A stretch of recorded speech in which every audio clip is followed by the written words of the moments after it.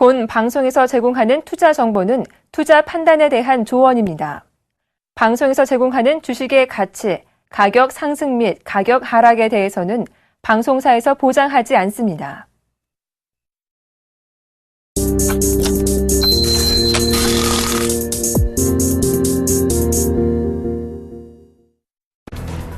농산물과 석유류 가격 안정세가 이어지면서 2월 소비자 물가 상승률이 전년 동월 대비 1%에 머물렀습니다. 농산물과 석유류를 제외한 근원 물가는 1년 전보다 1.7% 올랐고 전달보다는 0.2% 상승했습니다. 경기 회복세와 설 연휴의 영향으로 지난 1월 카드 사용액 증가율이 작년 동기 대비 9%로 14개월 만에 최고치를 기록했습니다.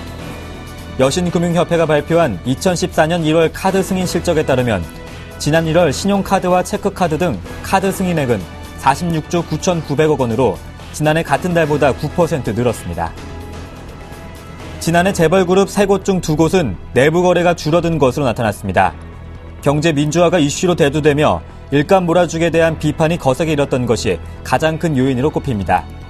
특히 지난달 14일 일감 몰아주기 규제를 담은 개정 공정거래법 발효로 대기업의 계열사 간 내부 거래는 더욱 줄어들 것으로 보입니다.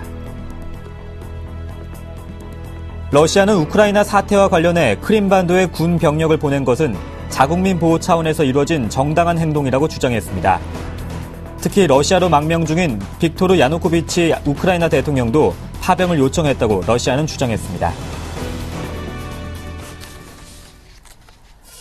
안녕하세요. 핫텐의 강동석입니다.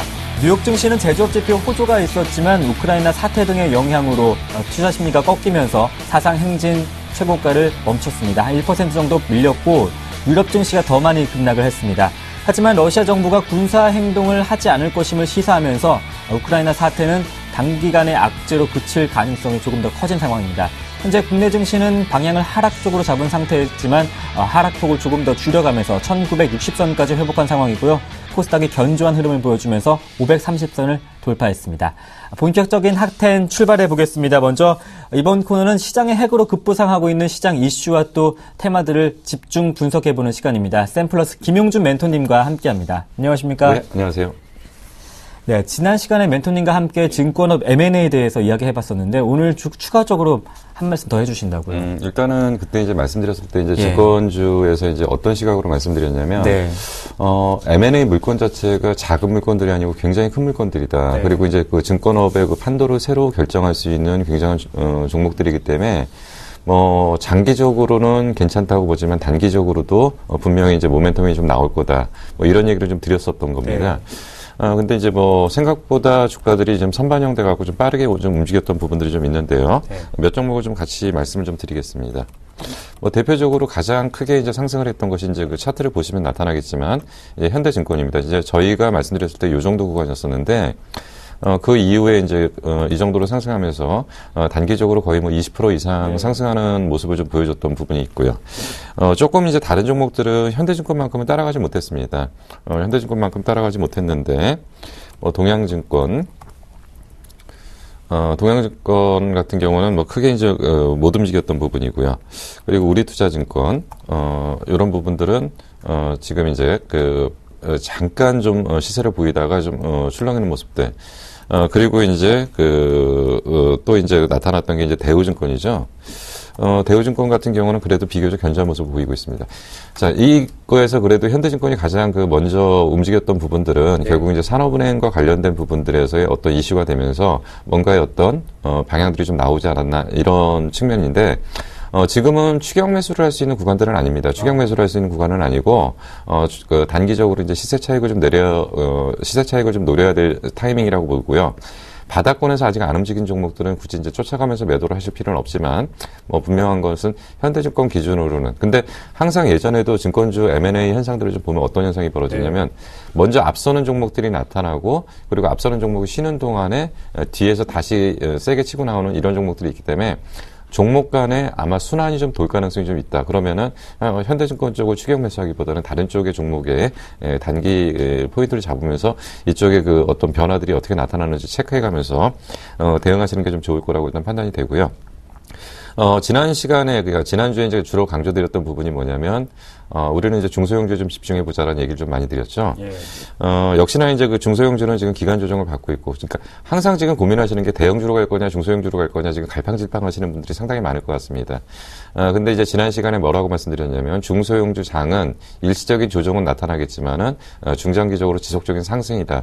그렇기 때문에 흔들릴 때마다, 종목의 좀 그러니까 종목이 어느 쪽이 먼저 가고 나중에 가고의 어떤 변화는 생기겠지만, 중소형주의 랠리는 지속될 거다.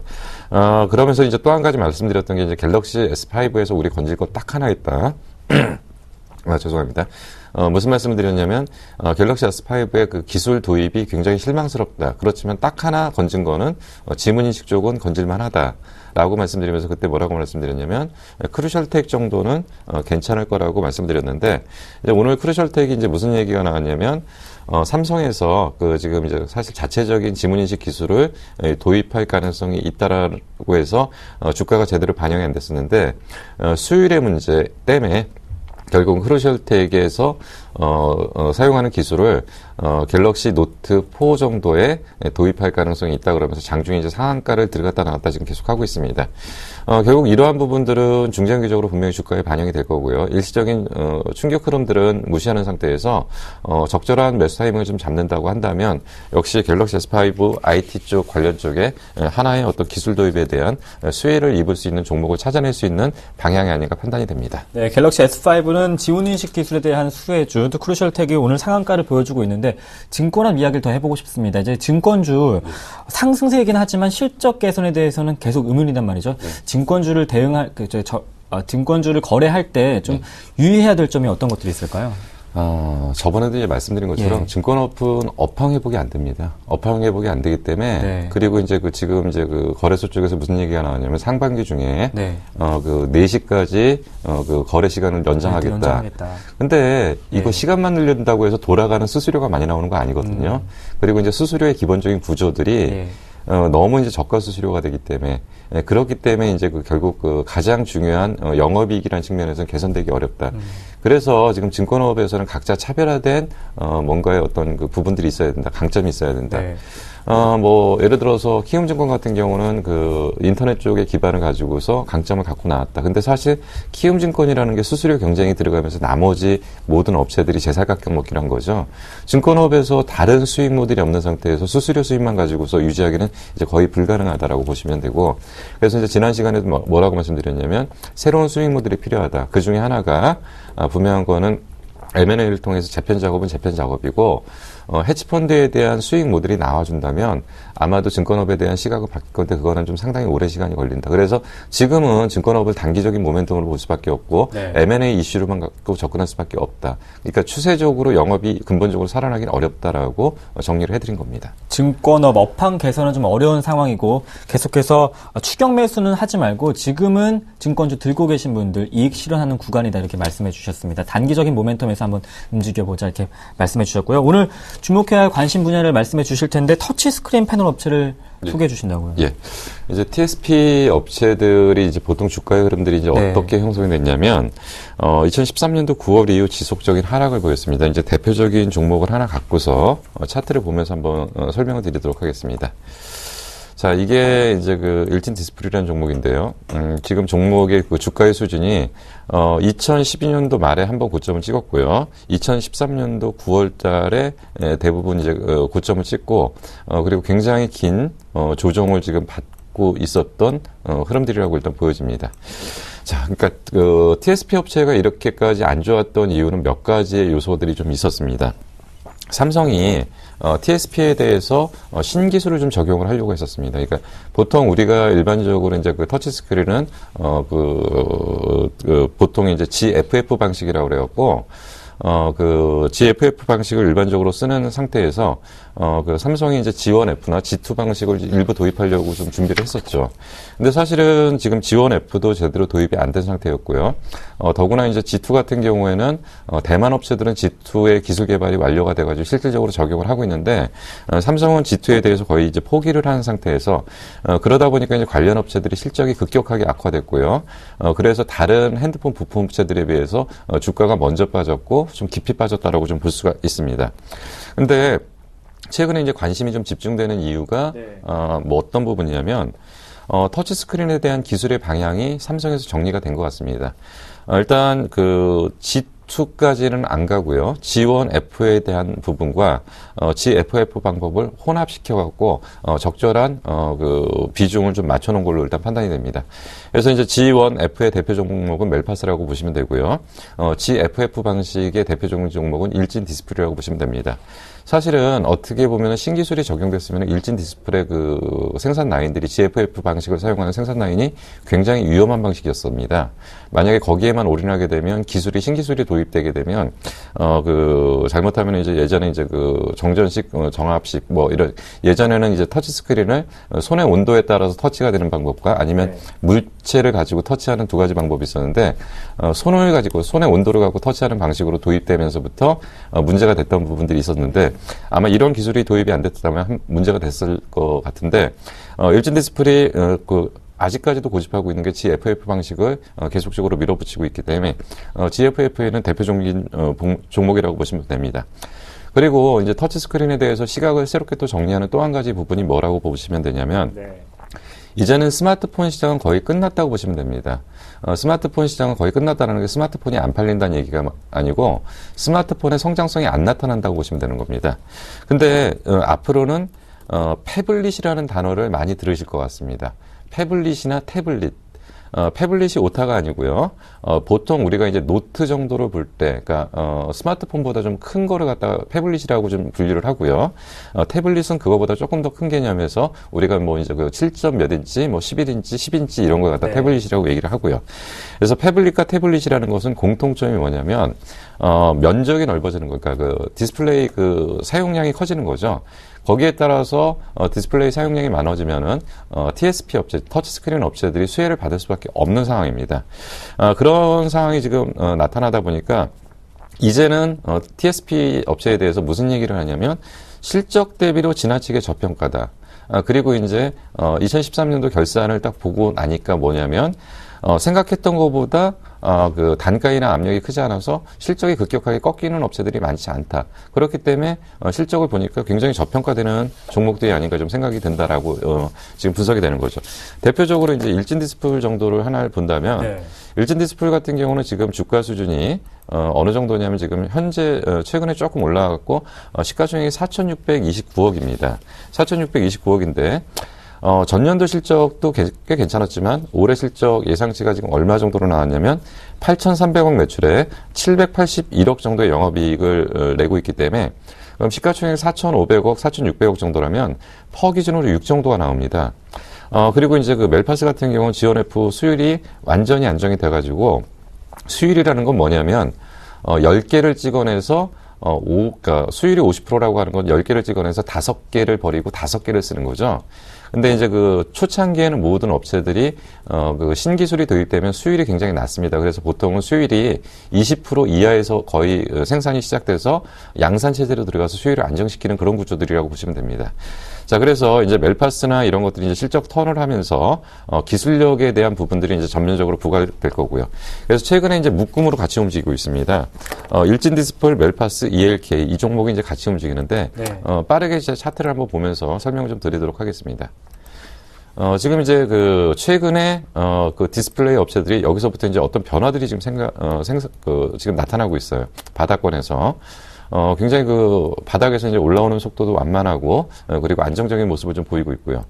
거기다가 이제 멜파스 역시도 흑자 전환했다는 얘기와 그리고 이제 그 삼성전자의 강소기업, 그러니까 1년에 한 번씩 지정되는 강소기업 지정받으면서 상한가치고요. 그리고 나서 가격을 유지하다가 2단계 상승을 위한 준비를 하고 있고요.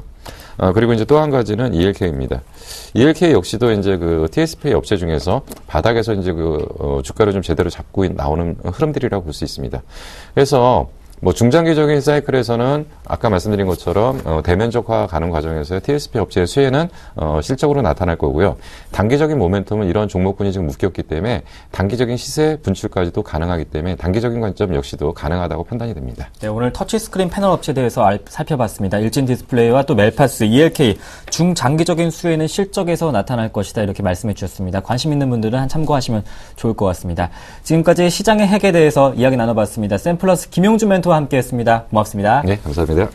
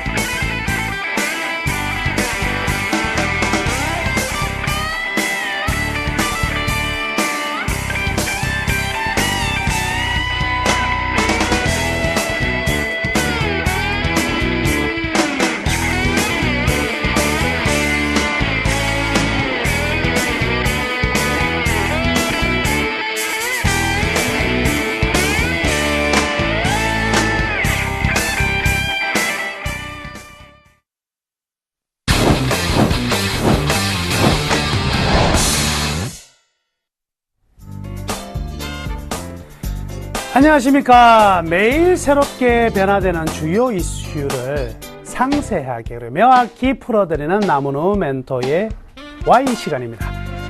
자, 오늘 아침부터 굉장히 이야기를 많이 들으셨을 텐데요. 오늘의 가장 이슈는 무엇일까요? 바로 우크라이나 사태가 아니겠나 이렇게 싶어서요. 제가 우크라이나 사태 매수의 기회라는 제목으로 오늘 가져왔습니다. 자, 우선 러시아의 이 크림반도 쪽으로의 군사력 개입, 우크라이나 사태 개입 우려가 나왔고요. 여기에 따라서 글로벌 시장이 전체적으로 좀 충격을 받았다.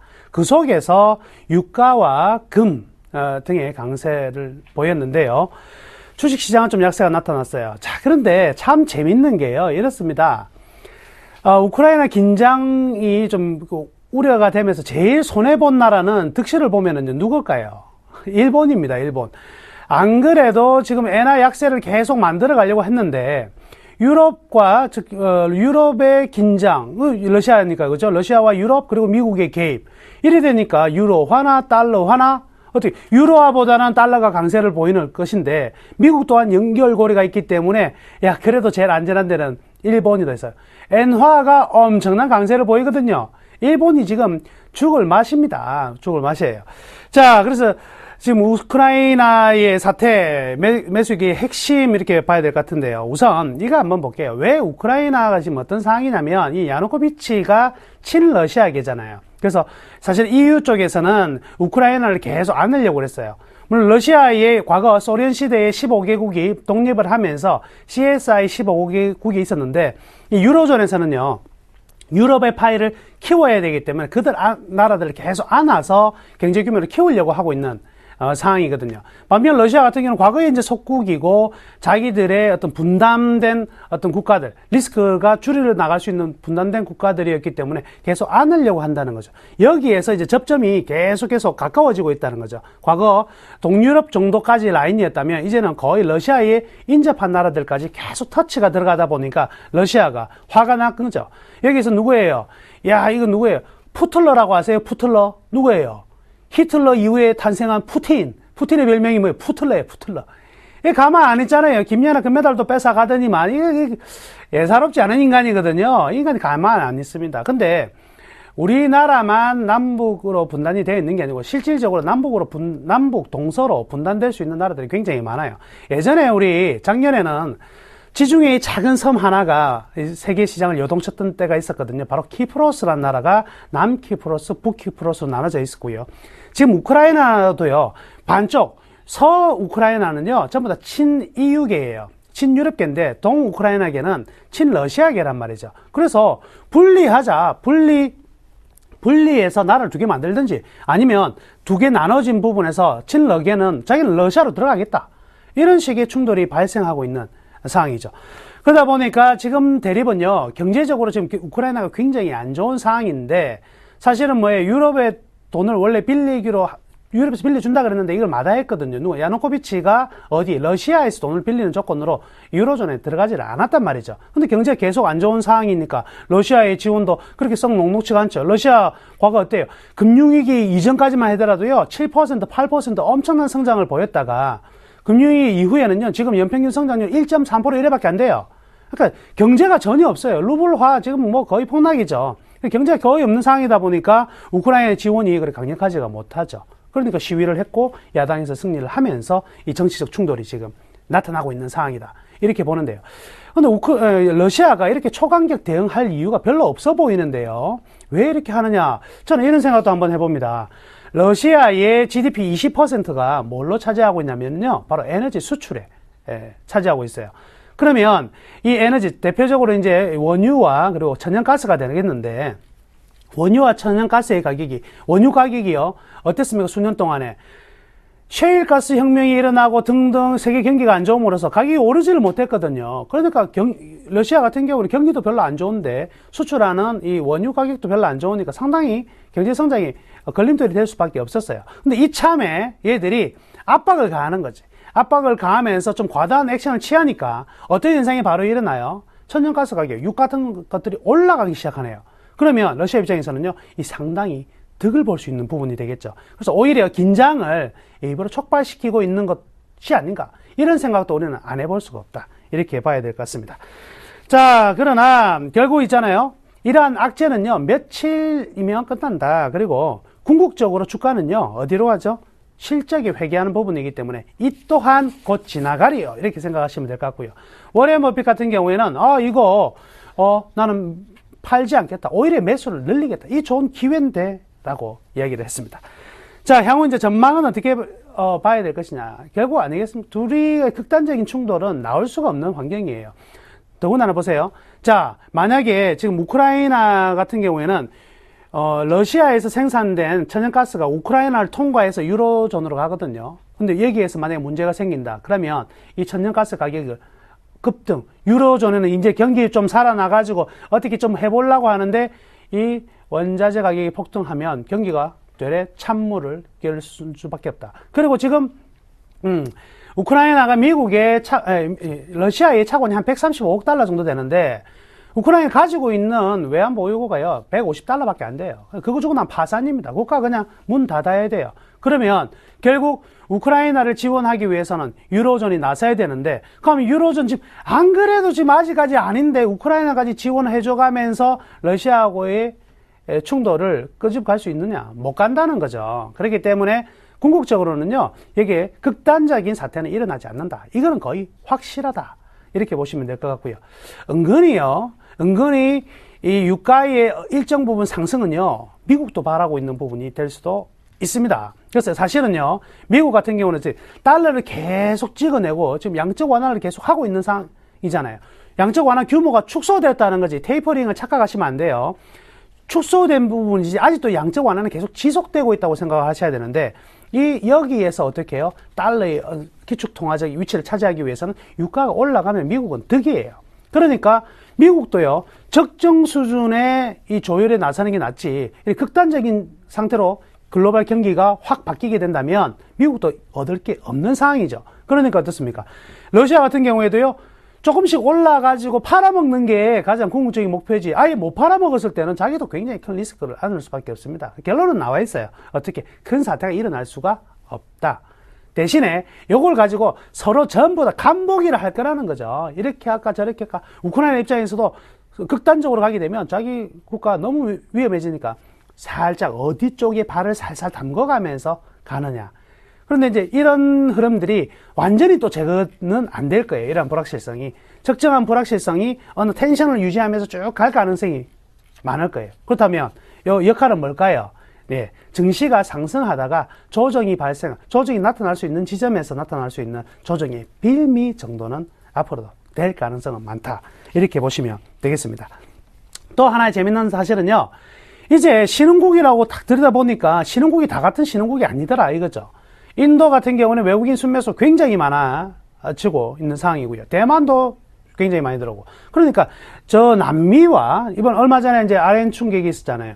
남미 그리고 동유럽 이런 부분과 반대로 아시아의 신흥시장은 전혀 다른 맥락으로 흘러가고 있다는 거죠.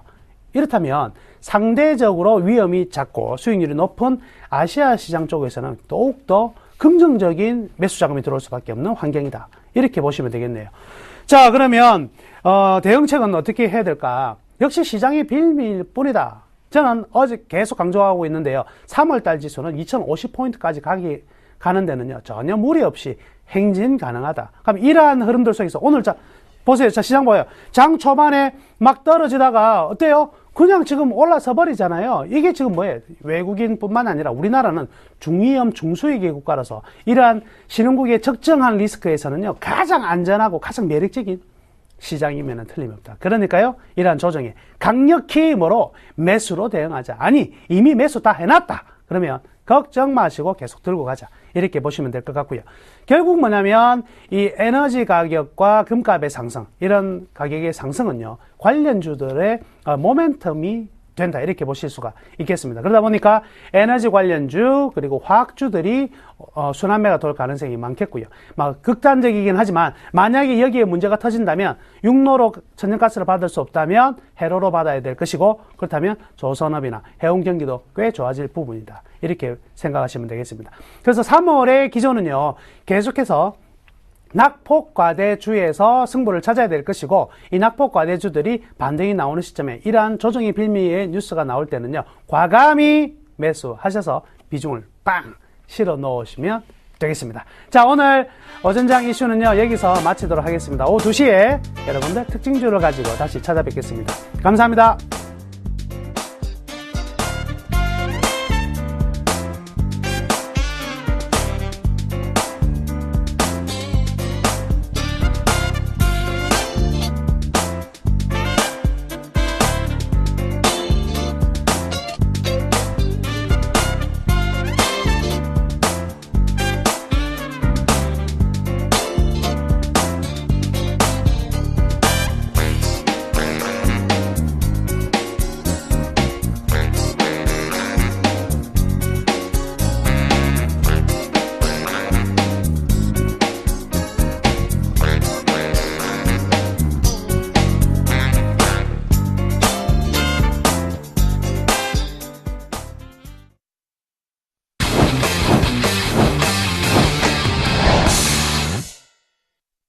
우크라이나 사태 영향으로 우리 증시를 포함한 아시아 증시는 상대적으로 견조한 흐름 나타내고 있습니다. 중국 증시도 확인해 보겠습니다. 리딩투자증권의 우성재 팀장님 연결해 봅니다. 안녕하십니까?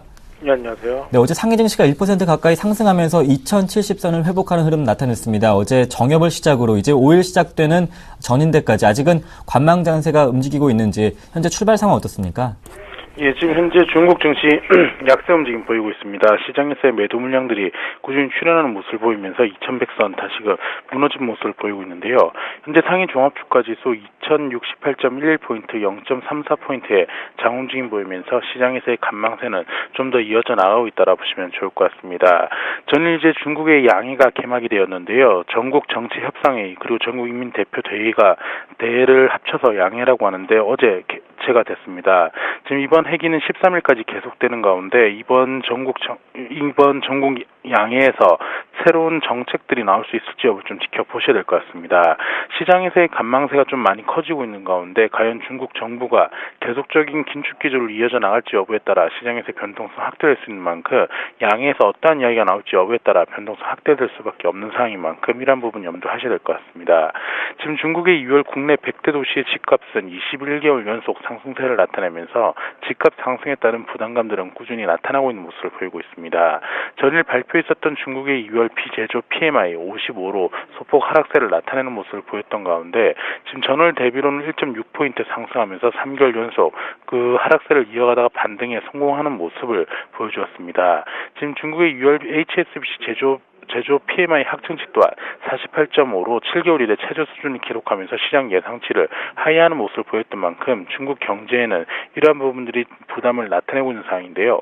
지금 중국에서의 이러한 정책 경제 지표들이 좀 개선되지 못하고 있는 모습을 보이고 있는 만큼 증시의 부담감은 좀 더 확대될 것으로 보이고 있습니다.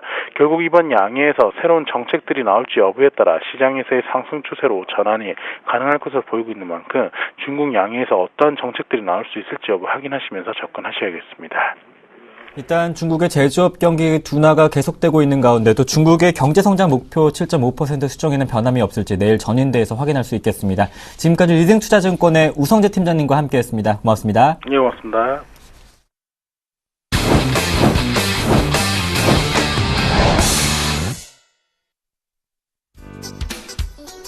안녕하십니까, 김선희 멘토입니다.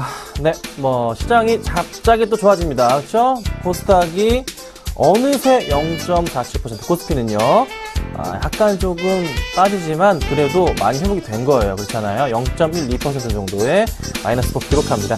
0.0까지 내려갔네요. 1562포인트 정도 상황을 보여주고 있습니다. 자, 시장이 어떻게 되고 있습니까? 살아납니다.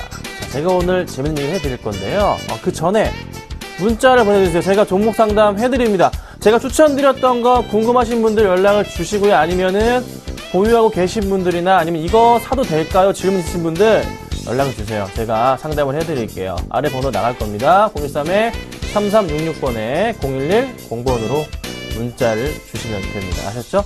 많이 보내주세요. 제가 최대한 도와드리도록 하겠습니다. 자, 오늘은요, 제가 세 가지를 준비했어요.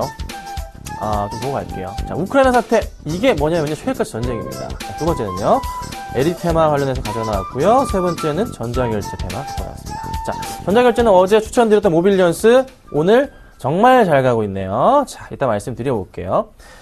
자, 먼저 우크라이나 얘기를 해보겠습니다. 이게 왜 어떤 스토리를 갖고 있는지, 정말 핵심은 뭔지 말씀을 좀 드려볼게요. 자, 먼저, 우크라이나는요, 전 세계 셰일가스 매장량이 몇이냐면요, 여러분, 4등입니다. 네. 세계 4등으로 많은 매장량을 우크라이나에서 지금 보유하고 있습니다. 그렇죠? 자, 그런데, 우크라이나는 이걸 사용하고 있나요? 아닙니다. 기술력이 부족해서 사용을 못하고 있어요. 그럼 우크라이나는 천연가스를 어디서 쓰고 있죠? 러시아에서 약 사용량의 20%를 땡겨 쓰고 있습니다. 나머지는 다른 데 쓰고 있는데요. 그러면 우크라이나는요, 이 셰일가스를 어찌됐든 간에 개발을 해서 자기 자원으로 만들어야 됩니다. 그렇죠? 전 세계 매장량 4위예요. 엄청난 겁니다. 그럼 최근에 우크라이나 가만히 있었나요? 아닙니다. 영국 투자회사 더불어서 영국에서 회사를 끌어들여서 자국의 셰일가스를 개발하게끔 조약까지 맺은 상태로 작년 말부터 투자가 들어간 것으로 제가 또 알고 있습니다. 자, 그러면요, 러시아에서 푸틴 대통령이 지금 어떻게 해요? 우크라이나는 원래 구소련 때 자기네 나라였잖아요. 떨어져 나간 거잖아요. 그런데 우리가 안 쓰고 내가 못 쓰고 유럽이랑 미국 쪽에서 찝적된단 말이에요. 푸틴이 얼마나 열이 받는 건지 뿔이 납니다. 뿔이 날 수밖에 없어요. 저 셰일가스 내가 써야 되는데 원래 내 거였는데 뿔이 날 수밖에 없죠. 그리고 영국에서 쏘시고 들어옵니다. 자, 미국에서도 또 쏘시고 들어와요. 짜증 나는 거죠. 짜증 날 수밖에 없어요. 자, 그리고 러시아에는 두 가지 세력이 있죠. 친미, 친러가 있습니다. 그럼 당연히 두 세력 간에 싸움이 있을 겁니다. 자, 5월 달에 선거가 있습니다. 러시아에서요. 그럼 그때까지 어떻게? 그렇죠. 지금 이 사태가 계속적으로 나올 가능성이 있어요. 지금 미국이랑 유럽 쪽에서 G8 연합에서 러시아를 압박을 막 하니까 막 쑤시고 되니까 러시아가 경제적인 제재를 가한다고 하니까 러시아 푸틴 대통령이 약간의 꼬리를 내렸는데 뺏기긴 싫단 말이에요. 그럼 계속 질질 끌 겁니다, 여러분. 그럼 이게 뭐 최악의 경우 블랙스완이라는 얘기가 돕니다. 블랙스완이 뭐죠? 일어날 가능성은 거의 없는데 만약에 일어날 경우 엄청나게 크게 빵 터지는 게 블랙스완입니다. 크게 터지면 뭐가 될까요? 러시아와 미국, 유럽의 싸움? 세계 4차 대전일까요? 거의 불가능한 일이란 말이에요. 그렇잖아요. 그래서 흐름상으로 볼 때 이거는 이라크 미국이 전쟁했던 것처럼 석유 싸움했던 것처럼 이번 마찬가지로 셰일가스 전쟁입니다. 이거 딴 거 아니에요. 뭐 어쩌고 저쩌고 다 필요 없고요. 그냥 셰일가스 어쨌든 러시아가 안 뺏기려고 하는 거고 러시아가 자기가 다 쓰려고 하는 거고 유럽과 미국에서는 그거를 두고 볼 수는 없는 겁니다. 아셨죠? 그게 포인트예요. 딴 거 보지 마세요. 딴 얘기하는 분 무슨 말도 안 되는 소리 하고 있어요. 그게 포인트입니다. 아셨죠? 셰일가스 한번 보세요. 이게 핵심이다. 제가 이렇게 말씀을 드릴게요. 잊지 마시고 대응 부탁드리고요. 그럼 이게 주식시장에서 어떻게 될까요? 영향을 줄 수밖에 없죠. 네, 그 영향으로 유럽 빠지고 미국 빠지고 다 빠지는데 국내 증시 빠지지만 곧 회복은 된다는 겁니다. 그럼 이 기회를 어떻게 여러분? 매수 기회로 대응해야 됩니다. 아셨죠? 잘 사면 돼요. 잘.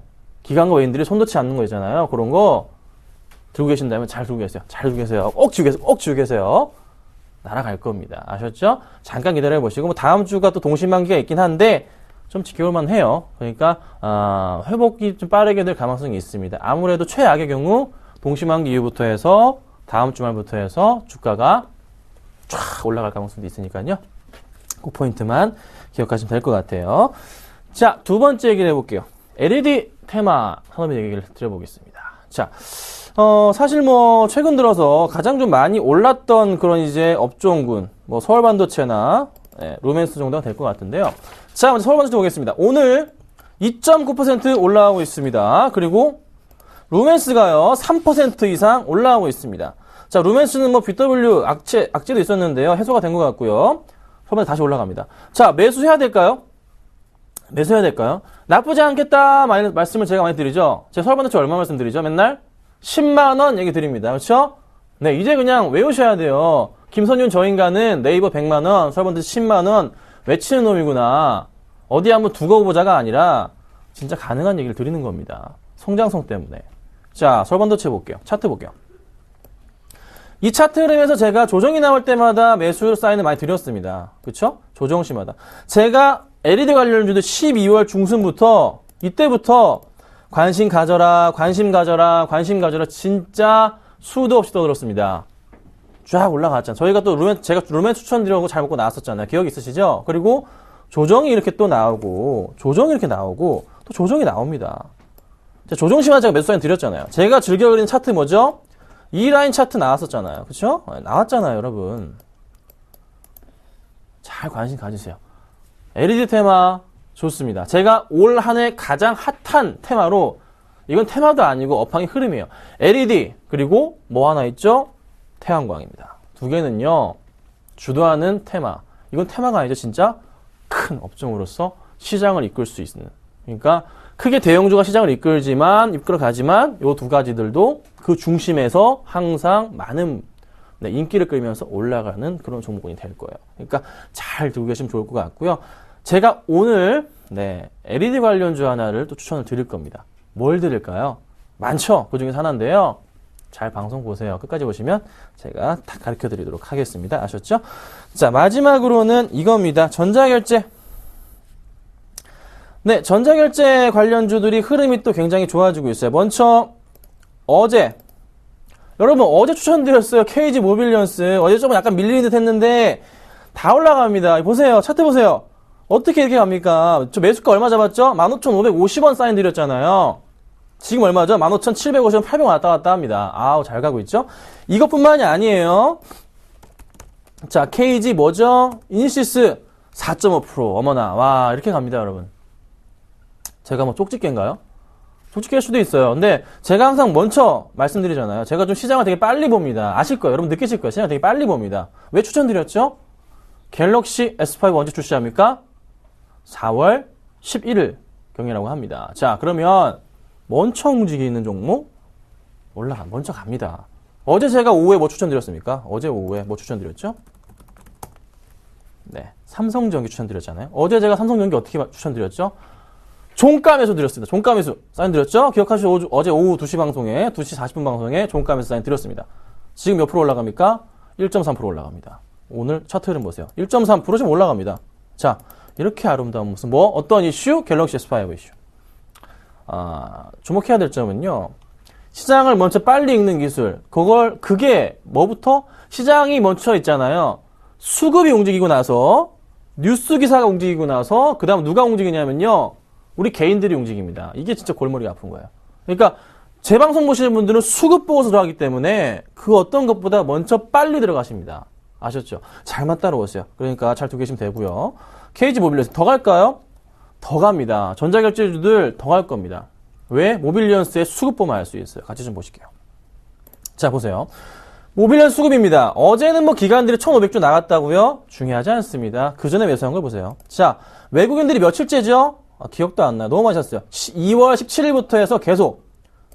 또 기관들도 계속. 그쵸? 어디서? 투신, 연기금, 보험주 다 사고 있어요. 다. 그 개인들 물량만이 빠져나갑니다. 오늘도 장담컨대 수급이 아주 좋을 겁니다. 이렇게 잘 가는 거 봤을 때는 아주 좋은 수급이 나올 겁니다.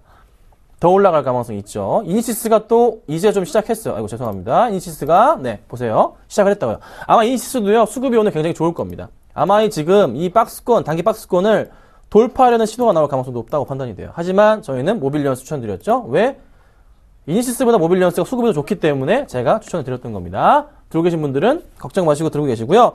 이쯤에서 상담을 좀 해드릴게요. 가지고 계신 분들이 있습니다. 모빌리언스 같이 볼게요. 8818님 모빌리언스 15,400원에 10%. 네. 혹시 제 방송 보고 추천하셨나요? 사셨나요? 어저께? 네, 정말 감사드립니다. 네, 제 방송 애청자분이신 것 같은데요. 먼저 수익 축하드린다고 말씀을 좀 드려볼게요. 근데 이 방송의 특징은, 네, 3% 공략주이기 때문에 그 부분은 알아서 조금 판단을 하셔야 돼요. 그렇지만은 저는 더 간다고 판단이 됩니다. 얼마까지 갈 수 있을까요? 모르겠어요. 모빌리언스 굉장히 좀 많이 갈 것 같아요. 그래서 조금 지켜보도록 하고요. 가져가시면 돼요. 오늘 수급 좋은 것 같습니다. 잘 들고 가시면 될 것 같아요. 그리고 오늘 추천드리는 것도 한번 10% 정도 사보시는 건 어떨지 말씀 좀 드려볼게요. 제가 의견 드려보도록 하겠습니다. 자, 바로 상담할게요. 또 다른 겁니다. 2443님 현대미포 갑니다. 문자 보내주세요. 문자번호 한 번만 띄워주세요. 013-3366번에 0110번입니다. 빠르게 해드리도록 하겠습니다. 자, 현대미포조선 매수가가 189,000원이세요. 네, 보니까요. 요 포인트 189,000원이 이게 1월 달에 사신 건지 아니면 이전에 사신 건지 모르겠는데 189,000원 라인이 어디냐면요. 요 포인트거든요. 그쵸? 아마 2010년 요때 사신 것 같아요. 설마 이때 사셨으면은 요날 이틀 안에 사셨다는 소리인데 사기 정말 힘든 가격입니다. 이때는 아니신 것 같고요. 흐름 말씀드릴게요. 자, 조선주들 지금 왜 이렇게 밀립니까? 글로벌 경기 부분인가요? 어제 뉴욕 증시의 흐름, 지표들 흐름, 제조업지수 흐름 다 좋았습니다. 좋게 나오고 있습니다. 유럽도 마찬가지로 양호합니다. 자, 그러면 현재 시점에서 다시 바닥을 확인하면서 어떻게 상승할 수 있는 분위기가 금방 나올 겁니다. 근데 저는 이 종목 추천드리잖아요. 항상 저는 대우조선해양을 1등으로 말씀을 드립니다. 네. 오늘도 1% 다시 반등을 주네요. 빠졌다가 반등을 주고 있는데, 미포조선도 괜찮습니다. 왜? 지금은 뭐 드릴십 이런 게 아니라 상선이거든요. 네. 상선을 만든 회사가 주가가 좋아질 겁니다. 미포조선도요, 곧 반등을 줄 수 있는 시기가 왔다 판단이 됩니다. 그쵸? 보이세요? 요 라인 보이세요? 바닥 라인이에요. 그쵸? 거의 왔어요. 반등 다 줄 겁니다. 요렇게. 대신에 19만 원까지는 좀 시간이 걸릴 건데 1차적으로 반등 줄 수 있는 가격 자체는요 16만 5천 원입니다. 요 포인트는 좀 보이니까요 좀 기다려 보시고요. 그때 가서 다시 한번 제가 문자 주시면 상담을 자세히 해드리도록 할게요. 자, 5313님 팜스토리 갑니다. 5313님 팜스토리 1540원 네 20% 우리 이거는 제가 정동욱 멘토랑 같이 추천을 드리고 있는 종목입니다. 이 종목은요, 방송상으로 추천을 제가 안 드리고 있는데요. 이미 예전에 추천이 나왔기 때문에, 수익이 많이 나고 있기 때문에 추천을 못 드리고 있습니다. 자, 1540원에 매수하셨습니다. 오늘 왜 가죠? 어제 많이 빠졌는데요. 지금 북한에서 뭐가 돌고 있습니까? 구제역이 돌고 있습니다. 북한에서 구제역이 난리가 났어요. 네.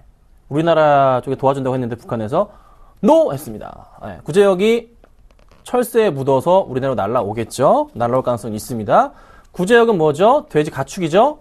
자, AI 터졌습니다. 사람들 먹을 게 없는데 돼지까지 못 먹는다나요? 그러면 어떻게? 보통 구제역에서 반사익을 얻는 게 역시나 AI 관련주로서 있던 종목들이랑 그 다음에 닭고기 관련주들이 반사익을 얻게 됩니다. 사료주들은 항상 뭐 AI나 구제역 때 가장 바닥이었어요. 그 포인트가 잡혀서 어제 크게 시장 영향 때문에 빠진 것 같은데요. 다시 올라갑니다. 더 갈 겁니다. 이 종목 목표가 2,000원 잡고 있습니다. 네, 걱정 마시고요. 가져가시고요. 제가 금요일은 공개 방송을 하니까 들어오시면 아마 좋은 정보 많이 받아가실 수도 있으시고요. 아니면 급하시면 이제 제가 서울경제 있으니까요. 연락 주시면 되겠습니다. 자, 그리고 일진디스플 볼게요. 6644님 일진디스플 갑니다. 매수가 알려주세요. 매수하고 싶어요. 왜요? 세코닉스를 산다고 하니까 매수하고 싶으신가요? 회사는 좋아요. 좋은 회사예요. 매수가라 살펴봐 드릴게요. 흐름으로 볼 때 디스플레이 같은 경우는 크게 주봉상의 바닥에서 다시 지금 치고 올라가는 분위기가 연출이 되고 있습니다. 그렇죠? 보실까요? 쫙 빠졌다가 요게 121선 라인이거든요. 네, 121선 라인에서 보세요. 120선 라인 뚫고 올라가는 포인트입니다. 차트 크게 볼게요. 자, 크게 보자면 지금 현재 구간대는 어찌 보면 바닥 라인입니다. 그렇죠? 네, 제가 제일 좋아하는 그림 나왔죠? 제가 좋아하는 만큼 잘 맞춥니다. 여러분 아시죠? 그렇죠? 여기서 바닥에서 올라가는 거죠? 한번, 네, 두 번 올라갑니다. 자, 고점 라인 어딜까요? 평행하게 그린다 말씀드렸어요. 여러분도 그릴 수 있는 라인입니다. 근데 이게 거의 70% 이상 맞는다 말씀드렸습니다. 평행하게 몇 개? 2개, 3개 이상 맞는다 말씀드렸습니다. 여기 오버슈팅이죠? 어디까지 갈까요?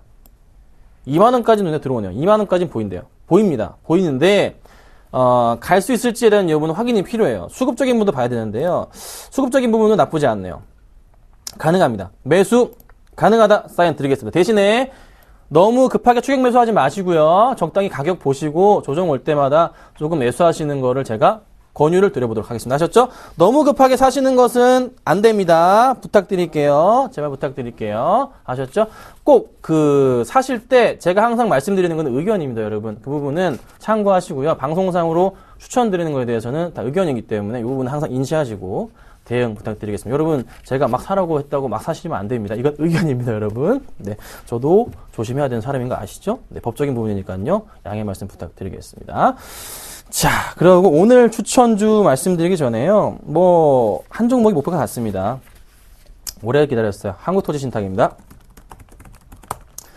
자, 한국토지신탁이 어제 고점 1835원 기준으로 해서 3.3% 이상이 갔습니다. 네, 그래서 목표가를 달성했습니다.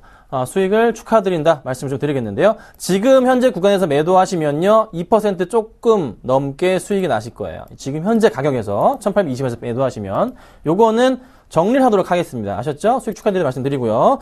자, SM과 제가 SM 가져가라 말씀드렸고요. 일단 방송사에서 정리하지만, 그리고 또 뭐죠? 삼천리 자전거도 괜찮다 말씀드렸습니다. 흐름 좋아요. 두 개는 보유하셔도 상관없다고 말씀을 드리고요. 그 다음 로만손 NC소프트 있는데, NC소프트, 네, 여러분 이거, 하세요? 빨리, 예, 사도 괜찮다 의견 드릴게요. 의견 드리겠습니다. 여러분. 네, 걱정 마시고요. 매수 가능하다 의견 드려볼게요. 잘 따라와 주세요. 오늘 추천주 갑니다. 자, 오늘 추천주 이 종목입니다. 루멘스입니다. 자, 아까 제가 LED 관련주 얘기하면서 한 종목 추천드린다고 말씀드렸잖아요. 오늘은 루멘스 들어가도록 하겠습니다. 루멘스가요, 바닥에서 치고 가는 흐름 굉장히 좋고요. BW 악재가 해소가 좀 됐습니다. 그리고 제가 제일 좋아하는 뭐죠? 수급 보잖아요. 네, 수급이 오늘 외인들, 기관들, 네, 최근에 같이 많이 들어와주고 있어요. 보시면요, 전반적으로 개인들이 빼고 나가요. 그쵸? 네, 이 흐름 보시면 되고요. 바닥에서 차트 밀렸다가 다시 올라가는 포인트.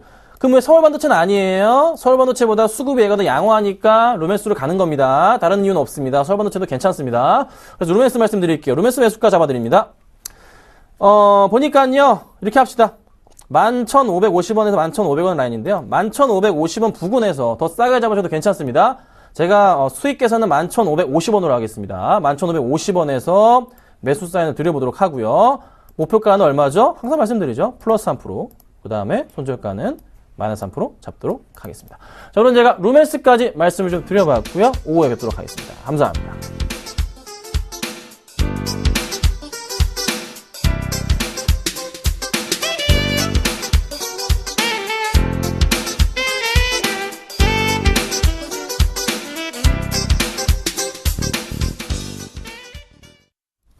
현재 외국인이 매도폭을 줄여나가면서 코스피는 1960선, 코스닥이 견전 흐름입니다. 532선에서 거래되고 있습니다. 오후장도 성공 투자하시길 바라겠습니다. 하텐이었습니다. 고맙습니다.